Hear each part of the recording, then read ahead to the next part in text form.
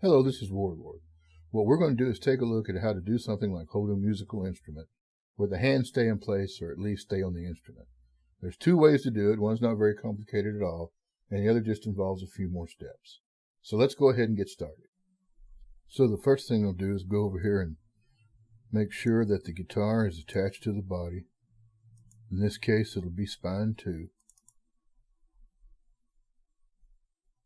Then let's select the character. And let's go see what the motion puppet does. See how it reacts. Let's go to idle and dance 2.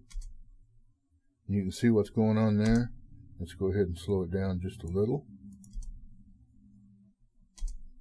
And then to hold our pose, and this is just a static pose that I put it in, let's go ahead and shut off the arms is on the mask. You may be over here in preset. Just go over to mask.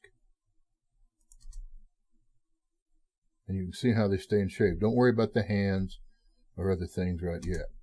What we're going to do right now is just record this in. Things like the guitar penetrating the thigh right here, we'll take care of that later. Looks like all we'll have to do is rotate the guitar a little. And then what we'll do is we'll use the motion puppet and masking to go ahead and layer in 2 more animations, one for each hand. They're not going to be anything fancy, but it's better than just having a static hand. Okay, now we're finished there. Let's go back to the beginning. Let's go to mood. Let's go to cheering. And let's clear everything with the picking hand. Oops, not the arm, the hand. Let's slow it down a little. Okay, now you may like one of the other motions better. May want to open up the fingers a little later, but you can see what I'm doing here. We're just kind of getting a strumming motion going. Not many people are really going to expect you to animate the actual playing of the song, but just having a static hand there is not all that great either. Okay, now we're through here. Let's go back to the beginning, and let's go to angry, and let's clear everything but our other hand. Let's see what it looks like. Oops, thought I sent it back to the beginning. Now don't worry about how that's positioned. We're just looking at the motion. Let's take the exaggeration back, speed back. And let's go ahead and record that. When that's finished, then we can go ahead and fix the hand and look at rotating the guitar. Things like that. Right now, all we're doing is using the masking feature to actually layer in, like I said before, layer in different animations to make one animation. Just about through here. Okay. We're done with that. We can rotate the hand. And now when you're needing to move forward or up and down, you may want to turn sideways, because if you pull it too far forward, you'll find out in a hurry it doesn't work too well. I'm not going to spend a lot of time positioning this. I'm just giving you an idea of how it works.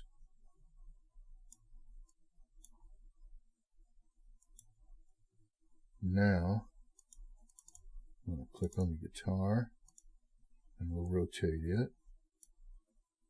And let's see what we have here. I didn't quite get the hand rotated like I wanted. Back on him.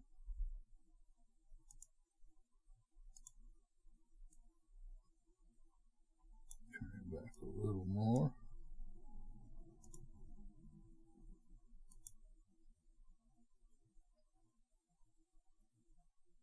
Okay. And you notice that we've pretty much solved our penetration. We could rotate that guitar just a little more. It did actually go into the thigh a little bit there.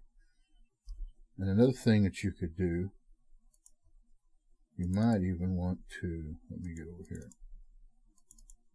get that guitar selected, maybe even rotate it down a little, like that.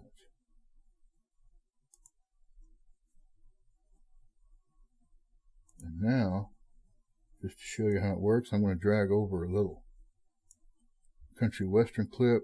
I'm going to plot it as a voice track, but there's music in the background, so the lip sync's not going to work properly. his voice will probably move. Lips probably move when you don't want them to. But since we're not going to go in and actually work on the Visimi keys and stuff, I'm going to increase the strength of them so we can get a little something out of it. And let's see what happens.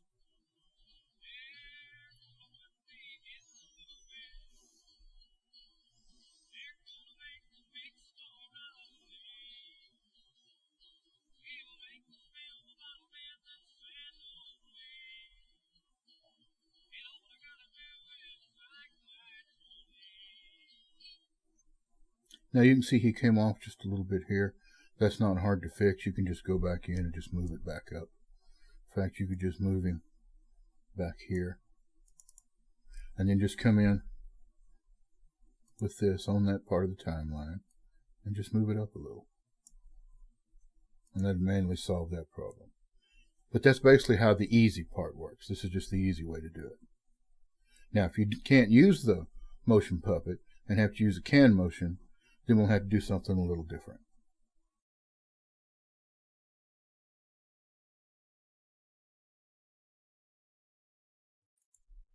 Now, if we're going to use an existing iMotion, then we've got to do something a little different. Because as you notice here with the guitar attached, it has no place for the hands to follow. And there's a few different ways you can solve this, but what I'm going to do is use dummies. So I'm going to go over to Props, 3D Blocks, and just add a box. We'll set it as a dummy, and that'll allow us to toggle the visibility with Control D, and even if we forget to toggle it, it won't render, so we won't have to worry about it. I'm going to cut it down to about 10%. You can use whatever size you're comfortable with. And I'm going to move it up here and place it to about where I think it should be. To where his hand should be. Then I'm going to hold down Control, move it to make a copy, do the same thing. Now from here, we'll select the character, and we'll go over to Edit Reach Target, and we'll reach for these targets. Don't worry if it moves that hand out of shape, because what we've got to do now is move these targets if we decide we're going to change the way something looks. As you can see, like that. But now it's very important. What we're going to do is hook these targets to the guitar, but the guitar is already hooked, already attached to the parent body, and that's going to mess up our hierarchy. So what I want to do is select the guitar, and I want to detach it. Then I want to attach each of these blocks to the guitar. That way they become a sub-prop of the guitar. Then we'll grab the guitar and we'll attach it back.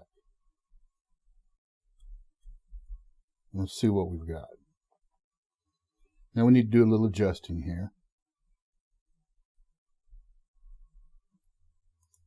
And again, we'll do that adjusting with the blocks, not with the bones.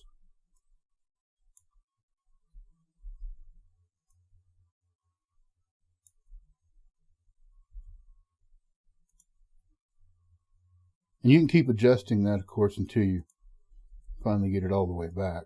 Get that thumb back behind the fret there. That's not perfect. You'd want to tweak it a little more. Now, it may also, though, move out of place. It depends on your, right there, it depends on your motion. So what we can do to keep that from happening is we can come back in here to the character, go back to our reach target over here, and hit rotation. And don't worry about what it does. What we're going to do is rotate this dummy back. This dummy can be a little difficult to select.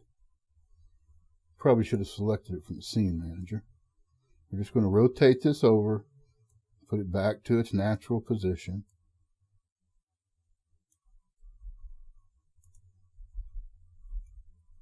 Now, as you can see, the guitar is attached. It's not perfect, but it works a lot better. And if you want to animate this hand moving, what you can do is animate these boxes up and down the timeline. Come here and move it, one way or the other. and just do things like that, and then that'll move his hand up and down the timeline. But this is just one way to attach like even a two-handed axe or a pole or something like that. Use dummies. It's just a lot easier. I hope this helps.